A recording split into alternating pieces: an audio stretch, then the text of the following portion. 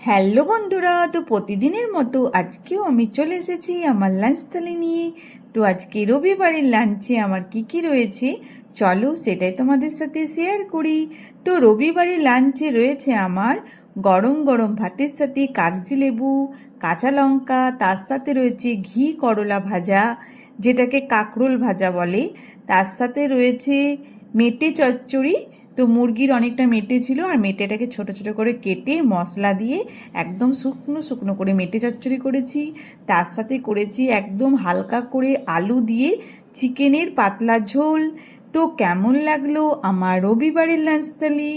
শুভ দুপুর বন্ধুরা, সবাই ভালো থেকো, সবারই দিন খুব ভালোভাবে কাটুক। কাল আবার দেখা হবে। Good bye.